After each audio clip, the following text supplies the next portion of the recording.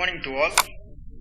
So today we are starting multiple random variables concept. So before entering into the multiple random variables, so we need to move with introduction. So in the previous unit we have studied about the concept of random variables, means we have studied the concept of single random variable. So the random variable was found to be powerful concept. It enables many realistic problems to be described in a probabilistic way. From the knowledge of probability distribution function or probability density function of impact position, we can solve for such practical measures as the mean value of impact position, its variance and skew. And these measurements will not provide the complete enough description of the problem. So here, by using a single random variable, so we cannot get the complete information or complete measurement of the particular concept. Naturally, we may also be interested in how much the impact position deviates from line of fire in says perpendicular direction.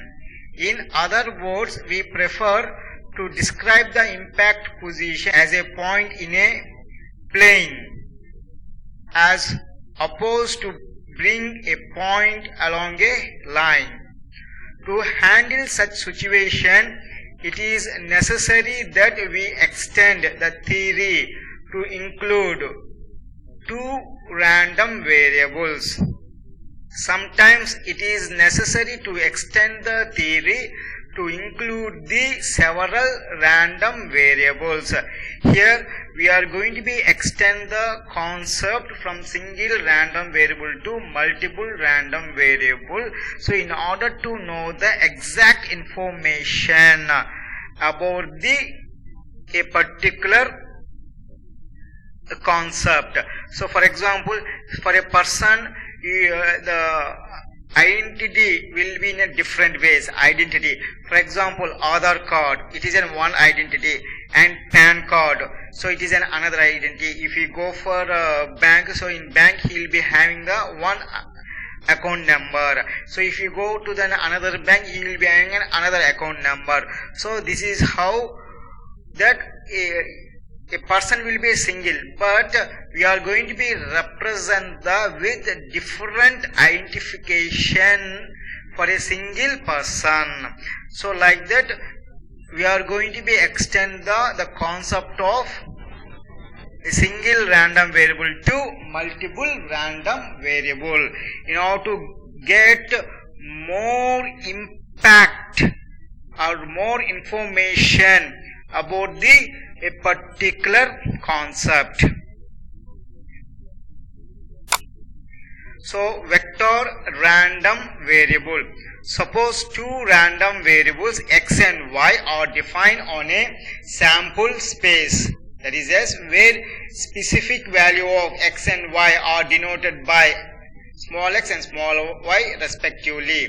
Then any ordered pair of number x comma y may be conveniently considered to be a random point in xy plane.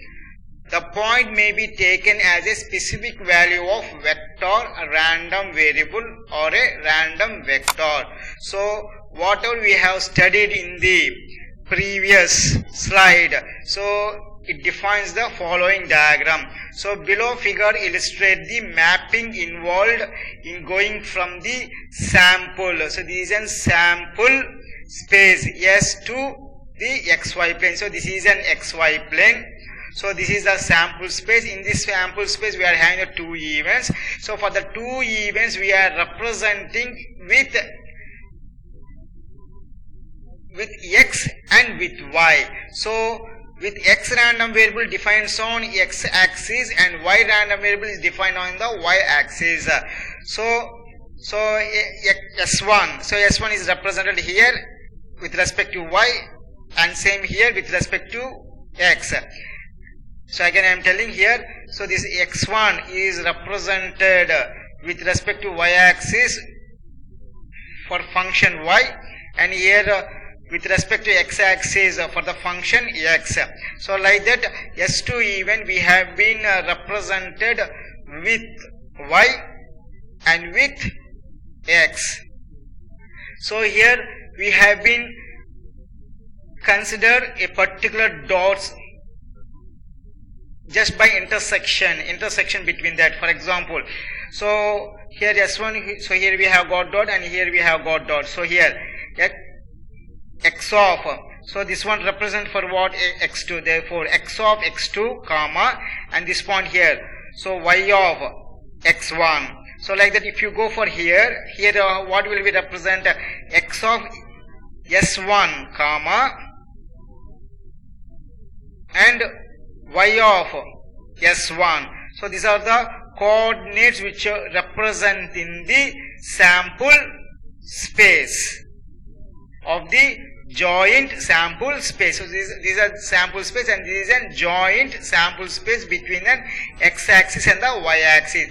Means here, so by seeing this figure we can define that the events which are present in the sample space will be represented more than one random variable, means identification. So random variable is nothing but identification to a particular event.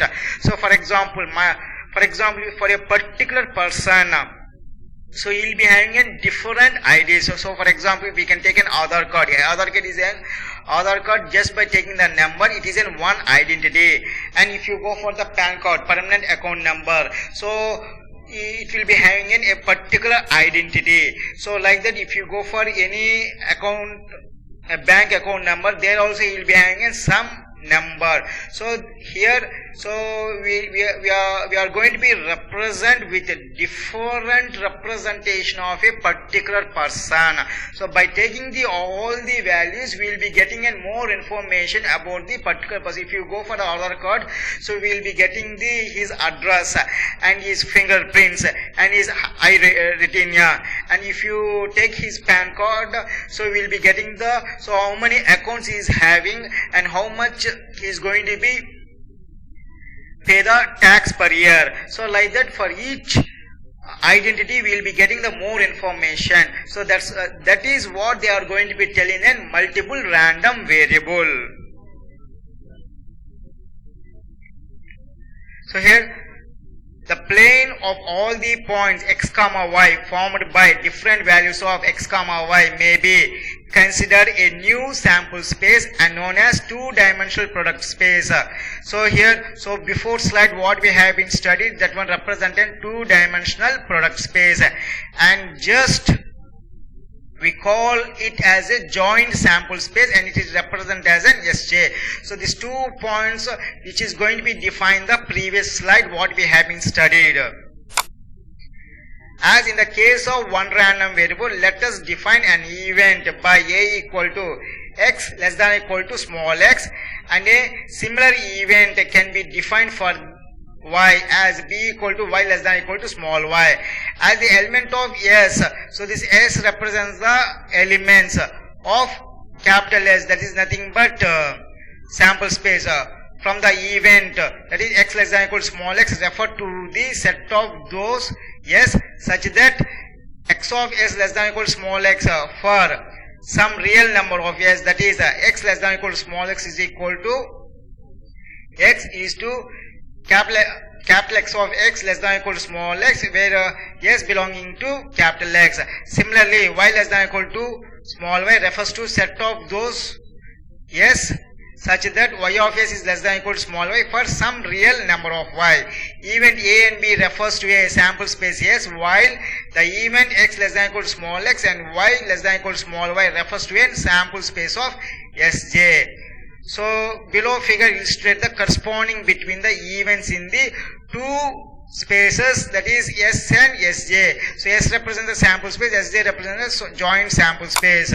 So this is a figure. So this is an S and this is a joint sample space. So where you are going to be represent here. So this one. So this is an one event, that is equal to A equal to A equal to of x less than equal to small x. And if you go for here, so here it is an B equal to y less than equal to small y, and this is a combined portion. So like this, here we have been intersected. So here it is an intersector. So the intersection can be taken as A intersection B equal to x less than equal to small x comma y less than equal to small y. So this is the where it is going to be combined of the two events in the sample spaces.